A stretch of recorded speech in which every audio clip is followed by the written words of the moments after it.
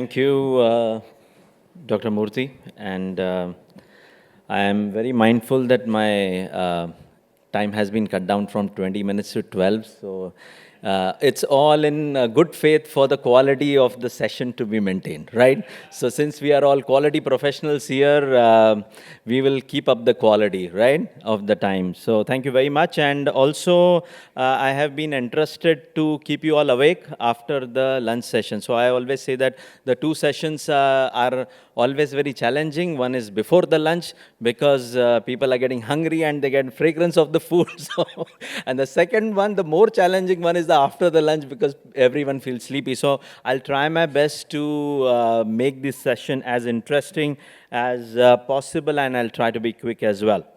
Okay, so this is going to be the flow of my presentation, and my learned speakers have already enlightened you on quite a lot, so it makes me easier to rush up my presentation a bit. Okay, so quality is never an accident. It is always the result of intelligent effort. So we all know this statement, and more than that, at Hexagon Nutrition Limited, what we follow is that quality is a way of life. That is one of our quality statements, okay? So I don't need to talk much about this. This is the evolution of the quality management. Many of the previous speakers have spoken quite a bit about it. So I'll go to some of the case studies on that. And yes, one of our learned speakers has also thrown light on the TQM as well, a very detailed one. What I want to focus here is the top of the pyramid here, because in my opinion and in my experience, the quality programs work only that they are customer focused. So we are a very customer centric company, and we always put the customer at the center of everything and derive everything backwards from there. So that should be the first and foremost thing. And then the second one I would put is the employee engagement, because you need to engage, you need to involve all the stakeholders. Quality is not going to be a result of a single person or those really the vice presidents of the organization or the CXOs. No, everyone needs to be involved. And the third thing is the communication. As long as the people down the line at that shop floor level, they understand what this quality means, and they also have a voice, that's what will matter. So Seat Tires is a case study which I selected here when I was researching about this topic. And our friend here, Vipul, where are you? Yes. So you were in Seat. So any questions on this case study, you might refer to Vipul later on. Okay. So basically, it's a case study where the QBM was, implemented in Seat Tires, and we see that before the QBM was implemented, there was old manufacturing plants, high input costs, poor financial conditions, and lowest growth in market caps. And when the QBM initiatives were instituted, they focused on the waste, old plants, waste elimination, improving trust level with the workmen. And that's what I said, that penetrating down to the shop floor. Cross-functional management, again, it involves the cross-functional teams and stakeholder engagements. And vision and strategy initiated customer-centric practices with the PDCA, so all these, and SDCA, these jargons also you have heard. So what resulted in this after this implementation is 96% reduction in the product claims, that was before the first use, 82% reduction in plant breakdown hours, and fastest growing company from FY12 to FY17 from revenue perspective. So from silo working, they moved to cross-functional working. From firefighting, they moved to one way of working. From short-term unsustainable, moved to long-term planning and vision. And experience-based improvement, they moved to systematic problem solving. So whatever case studies I'll be showing, I have detailed case study papers of that. So anyone is interested, please feel free to email me later on, and I will send it out to you. We have heard about Lean and Six Sigma also. So a few questions also came about that. This is a case study of Nestle Nigeria PLC, and their goal was to improve processes through waste elimination, reduction, and flow optimization in the Lean, while as the Six Sigma, it was to, there was a variation aspect of it and ensuring quality that leads to higher levels of customer satisfaction. On the improvement focus, there was flow, cost, and speed, and on the other side of Six Sigma, there was consistent and quality, and there were few methods also which were introduced in the Six Sigma. So what really happened is that after 2008, their problems of purchasing power, cost of production, power supply, resource optimization, all these were solved because of the tools what they implemented with Kanban, Kaizen, Lean Six Sigma, and reduction of customers' complaints, 9% cost reduction, and also 0 accidents. So this paper is also very much available. Please let me know. I've taken one more case study of Tata Steel. I won't go much into that because previously also people have done a lot, have spoken a lot about the ISO 9000, and always that also remains a very, very popular quality management system to be implemented across the world. What I loved about this one is the CVM, basically the customer value management program, because if you keep the customer at the center, and what they studied is the customer life cycle value. So customer life value is something so that the ongoing journey continues with the customer, and how will you really enrich that customer lifelong value.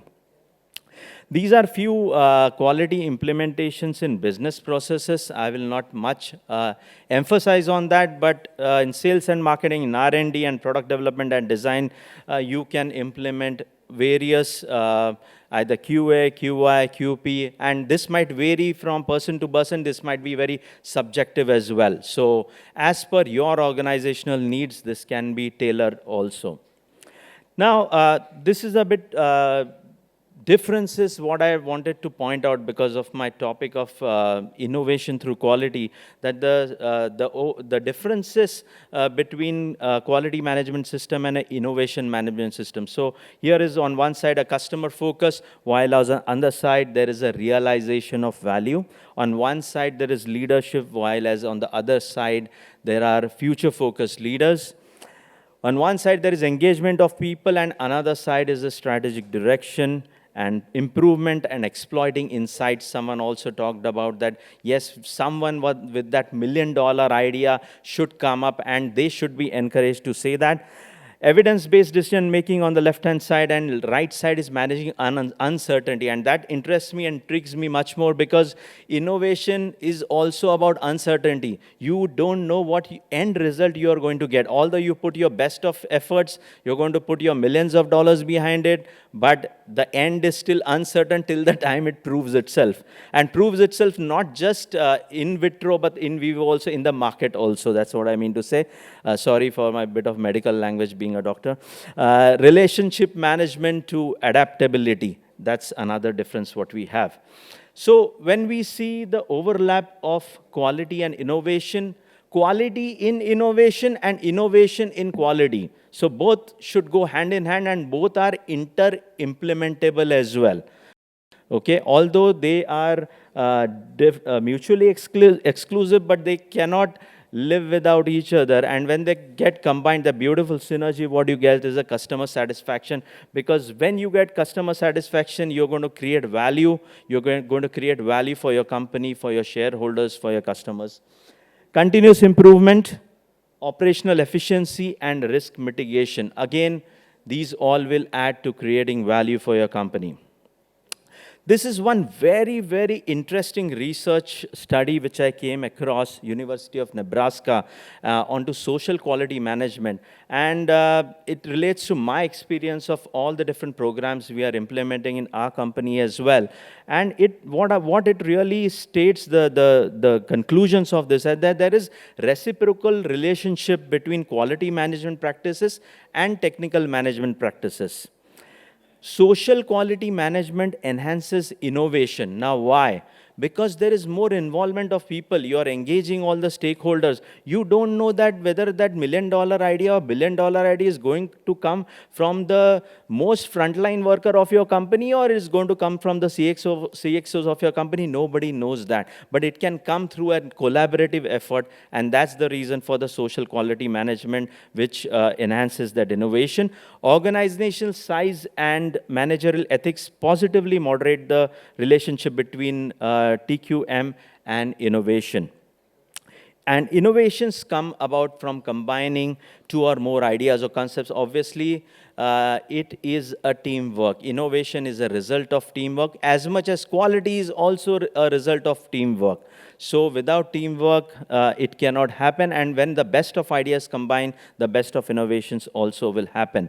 Now, it also happens to rapid dissemination of ideas and through the organizational size and the task. These are two factors which moderate between the practice and performance of this innovation. Why? The bigger the organization, the more stacked it is, the more bureaucratic procedures, and that's the reason that the large companies are actually more inclined to acquire the smaller companies which have more innovation capabilities because of their fast decision making. Right? So you will observe that. And this paper also, by the way, I have if you want that. And how can quality lead to innovation ultimately? Because all these processes which you can see on the left-hand side, from leadership, customer focus, process management, quality planning, etc., how that quality management will ultimately lead to employee proactive behavior. Because if I have really something to focus, I'll focus on that top, because that's where your innovation is going to come from the proactive behavior of employees. It should really come from within, and whatever will come from within, that's the one which will succeed.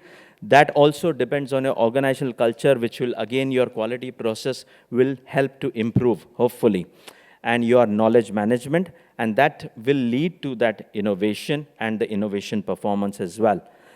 Now, managing innovation and change, we all know that whenever something new is there in the company, there is a change management involved there. And I'm very happy to quote that book, Who Moved My Cheese? That's one of my favorite books about change management. So I urge that if people haven't, how many people have read it, by the way, in this room? Oh, excellent, a lot of them. Great, great. So it's one of my favorites. And that's all. I mean, what it shows is that you do come up with something new you want to implement in your company. And obviously, there are resistance. There will be some sort of resistance, but how that resistance can be overcome, it's only with engagement of people, it's only with stakeholder engagement, and ultimately sit across the table and see that, okay, what are your goals and what are mine? And ultimately, we will arrive at that conclusion where we'll see, okay, there are commonalities within these goals also, and that will create that sense of urgency.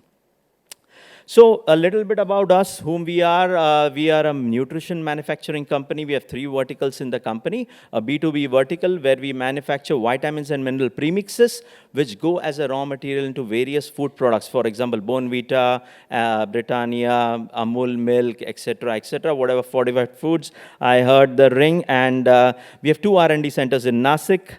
So what do we do for quality at Hexagon Nutrition Limited as a nutrition supplement company and as a food supplement company?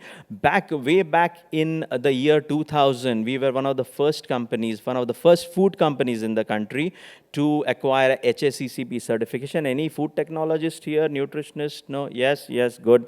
So we were one of the first to have that HACCP, Hazard Analysis and Critical Control Point, which is now incorporated in the FSSC 22000. And I don't need to explain all these certifications. That shows our focus towards quality. These are few of our alliances and customers, UNICEF, World Food Program, and the likes. Why I'm showing them? Because they make us sustain our quality and continuously build up on our quality.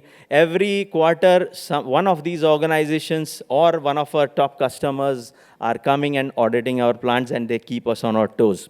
Social quality management, just one example I will give here. This is a picture of World Quality Day. So every year in all our plants, we celebrate this, and we take the oath together of that quality. Kaizen, I will not you all know about it, but what we do is that we encourage at all the levels in our plants to really come up with the suggestions, and we have a reward system for our Kaizen also. So every quarterly rewards are being handed out in our plants. ERP, not to say much about it, it's important, and this change management is important. We have implemented an ERP way back 8 years ago, and now we are in the change phase also to go to a global ERP. Stakeholder management, again, plays a role for the success. I will skip about that because, as Dr. Murthy also said, quality and innovation challenges will always be there. We need to understand each other better. Last but not the least, how we do innovation at Hexagon Nutrition Limited. We follow an outside-in approach. We focus on the customer as a customer-centric organization, research what the customer really wants, go back to our R&D, make the prototypes, test the prototypes, and then launch the products in the market. So that's the outside-in what we follow for innovation in our company. So, and innovation through quality, it's innovation and renovation also. This is also a very beautiful matrix. I don't have time to present it. It's quite self-explanatory, I will say. So that innovation also needs to be renovated, and you need to identify stakeholders where your organization needs to renovate, okay? So what, where, how much change, and with whom? And ultimately, what is the result of this synergy of quality and innovation is the performance of the company, creating value for the customer, creating value for our shareholders. Thank you very much. You can connect me on LinkedIn or email me. Thanks. I hope I am within my time. Thank you very much. I know you are within 20 minutes, but okay. Any questions? Yes. So, sir, like you said that you're talking about the customer satisfaction or the customer life cycle. Yes. Where you will take the feedbacks and then you again rotate the PDCA. That's right. Now there are metrics to it. For example, you have CSAT, or some might be following NPS, Net Promoter Score. So, I mean, what exactly do you think is the right metric to track? See, I don't believe in too much of theoretical knowledge, sorry, but what I believe is, let's be very practical what the customer wants in simple language. Whether he likes it or he doesn't like it. We are a nutrition company. Our taste and our efficacy of our product really should speak for itself. So either the consumer is liking the taste or not liking the taste, and why in both we would like to understand, if at all. And if it's not giving the effect or giving the effect also, then why is it giving? Simple metrics, my friend. Thank you. Thank you. That was a great session, Doctor. Thank you. Being a professional doctor, the way in which you put across, going back and looking at various case studies, that was quite interesting. And also in your presentation, one thing strike me very well, the 4E. That means typically when we learn certain things from education, certain things we learn from experience, environment and exposure. Okay, so I'm sure going back and looking at some of the JK Tyre and other companies, I'm sure some of the practices, I'm sure you would have looked at and tried adopting that. It's really great.